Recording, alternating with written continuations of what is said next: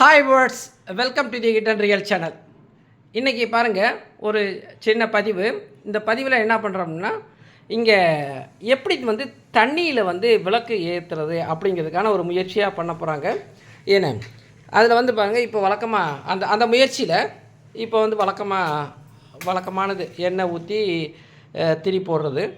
இதுதான் traditional method. வழக்கமாக இது ஆயில் விளக்குன்னு சொல்கிறது.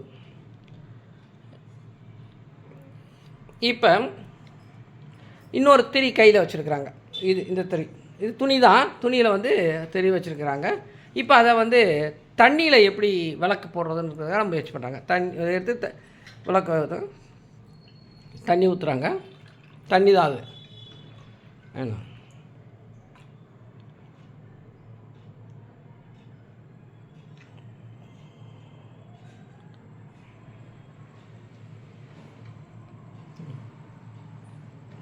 அதை அந்த லைட்டிங் பண்ணுறாங்க. அதை இந்த லேம்பை வச்சா அந்த லேம்பை லைட்டிங் பண்ணுறாங்க.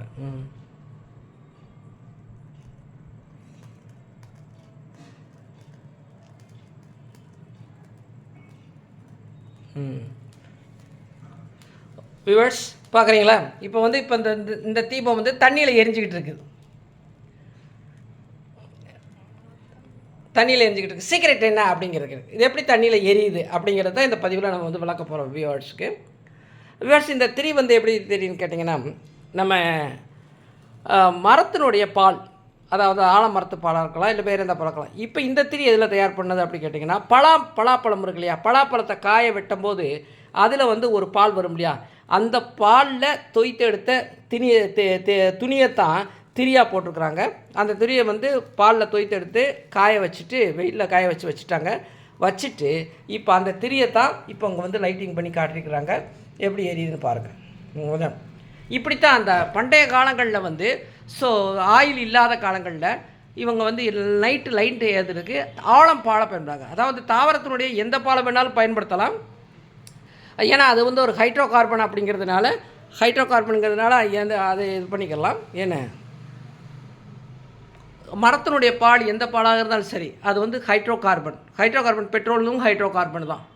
இந்த ஹைட்ரோ கார்பனை அவங்க அந்த காலத்தில் அந்த ட்ரெடிஷ்னலாக வச்சு நைட்டில் இலை நேரத்தில் தண்ணியை ஊற்றி, தண்ணி எதுக்குன்னு சொன்னால் ஜஸ்ட் சப்போர்ட் பண்ணுறதுக்கான ஒரு மீடியம் தான். அந்த அந்த நெருப்பு எரியுறது எதில் கேட்டிங்கன்னா, நெருப்பு எரியுறது எதுலன்னு கேட்டிங்கன்னா அந்த பால் தான். அந்த பாலில் பிடிச்சி தான் அந்த நெருப்பு எரியுதே தவிர மற்றபடி தண்ணிக்கும் அதுக்கும் சம்மந்தம் கிடையாது.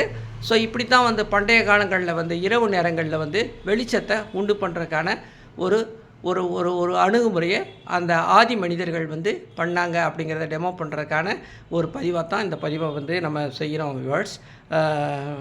ஓகே வியூவர்ஸ், மீண்டும் வேறு ஒரு பதிவில் நம்ம சந்திக்கலாம்.